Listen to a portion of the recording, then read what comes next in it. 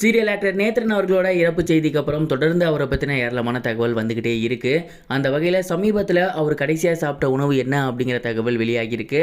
அதை பற்றி தான் இந்த ஒரு வீடியோவில் நம்ம பார்க்க போகிறோம். சீரியல் ஆக்டர் நேத்ரன் அவர்கள் பார்த்தீங்கன்னா ரொம்பவே யங்கான ஒரு லுக்கில் இருக்கக்கூடிய ஒரு நபர் தான். ரொம்பவே ஸ்லிம்மாகவும் ஃபிட்டாகவும் இருக்கக்கூடிய ஒரு நபர். இந்த ஒரு தோற்றத்தை கடைசி வரைக்கும் கொண்டு வரணும் அப்படிங்கிறதுக்காகவே பொதுவாகவே அவர் அதிகமாக சாப்பிட மாட்டார். ஆயில் ஃபுட் சாப்பிட மாட்டார். நிறையவே லிக்விட் ஃபுட் தான் அவர் எடுத்துப்பார். ரொம்ப லைட்டான ஃபுட் தான் அவர் வந்து எடுத்துப்பார். அண்ட் இந்த மாதிரி தான் அவரோட தோற்றத்தை அவர் ரொம்பவே கட்டுக்கோப்பாக வச்சுருந்திருக்காரு. ஒன்ஸ் அவருக்கு உடல்நலம் முடியாமல் போனதுக்கப்புறம் நிறைய உணவுகளை அவர் டோட்டலாக தவிர்த்துட்டார். குறிப்பாக அவரை ஹாஸ்பிட்டலில் அட்மிட் பண்ணதுக்கப்புறம் அவருக்கு கல்லீரலில் பிரச்சனை இருக்குது அப்படிங்கிறது தெரிஞ்சதுக்கப்புறம் அவருக்கு கூடிய ஃபுட் அப்படிங்கிறது ரொம்ப ரொம்ப ரெஸ்ட்ரிக்டடாக மாற்றிட்டாங்க. முழுக்க முழுக்க கஞ்சி சாதம், ஜூஸ் வகைகள், இந்த மாதிரி லிக்விட் ஃபுட்டு தான் அவருக்கு கொடுத்துட்டு வந்துட்டு இருந்திருக்காங்க. கடந்த 6 மாத காலமாகவே அவருக்கு இந்த மாதிரியான உணவுகள் தான் கொடுத்து வந்துட்டு இருந்திருக்காங்க. நேற்று மதியம் போல கூட அவர் வந்து பார்த்தீங்கன்னா ஃபுட் எடுத்திருந்திருக்காரு. கஞ்சி சாதம் தான் அவருக்கு அரைச்சி கொடுத்துருந்துருக்காங்க. நல்லா தான் சாப்பிட்ருந்துருக்காரு. அண்ட் அவருக்கு வந்துட்டு டைஜஷன் ப்ராப்ளம்லாம் இருந்திருக்கு. அண்ட் இதனாலேயே இந்த மாதிரியான லிக்விட் ஃபுட் அதிகமாக அவருக்கு கொடுக்கப்பட்டிருக்கு.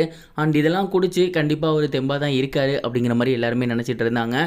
ஆனால் சடனாக அடுத்த ஒரு சில மணி நேரங்கள்லேயே அவர் இறந்து போயிட்டாரு அப்படிங்கிறது அவங்களோட ஃபேமிலி மெம்பர்ஸ்க்கு மிகப்பெரிய ஒரு சோகத்தை ஏற்படுத்தியிருக்கு. அண்ட் இந்த ஒரு விஷயம் தான் சோசியல் மீடியாவில் ட்ரெண்டிங்காக போய்கிட்டு இருக்கு. அவருக்கு கடைசி காலகட்டங்களில் லிக்விட் ஃபுட் தான் கொடுக்கப்பட்டிருக்கு. நேத்ரன் அவர்கள் ரொம்பவே ஒரு பாசிட்டிவான மனிதர். கூட இருக்க எல்லாத்துக்கூடையுமே ஈஸியாக வந்து கொலாப் ஆயிடுவார். அண்ட் அவர் கூட இருக்க எல்லாருமே சிரிச்சுக்கிட்டே இருப்பாங்க அப்படிங்கிற மாதிரி அவர் கூட ஒர்க் பண்ணியிருந்த நிறைய பேர் வந்து பார்த்திங்கன்னா அவரை பற்றின கண்டோலன்ஸ் மெசேஜை ஷேர் பண்ணி வந்துட்டு இருக்காங்க. அண்ட் அவர் எவ்வளோ திறமைசாலியான ஆள், எவ்வளோ தைரியசாலியான ஆள், கண்டிப்பாக இந்த ஒரு விஷயத்துலேருந்து வெற்றி பெற்று அவர் திரும்புவார் அப்படிங்கிற மாதிரியும் எல்லாருமே சொல்லிட்டு இருந்தாங்க. ஆனால் எதிர்பாராத விதமாக நேத்ரன் அவர்கள் நம்ம எல்லாரையுமே விட்டு பிரிஞ்சு போயிருக்குது அப்படிங்கிறது ரொம்பவே சோகமான ஒரு விஷயம் அப்படின்னு தான் நான் நினைக்கிறேன். அவரோட மறைவு குறித்து நீங்கள் என்ன நினைக்கிறீங்க? கமெண்ட் பாக்ஸில் ஷேர் பண்ணுங்க. இது ஒரு புறம் இருக்க, டைரக்டர் அட்லி அவர்கள் அடுத்து சல்மான் கான் கூட தான் இணைய போகிறாரு அப்படிங்கிற மாதிரியான டாக்ஸ் தான் ரொம்பவே அதிகமாக சோசியல் மீடியாவில் போய்கிட்டு இருந்துச்சு. ஒன்ஸ் ஜவான் படத்தை முடிச்சதுக்கப்புறம் அவர் அல்லு அர்ஜுன் கூட சேர்றதாக இருந்துச்சு. ஆனால் ஒரு சில பிரச்சனைகளால் அடுத்து அவர் சல்மான் கான் கூட சேர்றதா பேசப்பட்டுச்சு. அந்த படத்தில் கமலஹாசன் அவர்களுமே இருக்காரு அப்படிங்கிற மாதிரி சொல்லப்பட்டு இருந்துச்சு இல்லையா? அந்த ஒரு படம் இப்போ முக்கால்வாசி ஸ்டார்ட் பண்ணுற ஸ்டேஜில் தான் இருக்காமா. சல்மான் கான் அவர்களுக்கு கதையெல்லாம் பிடிச்சு போயிருச்சு.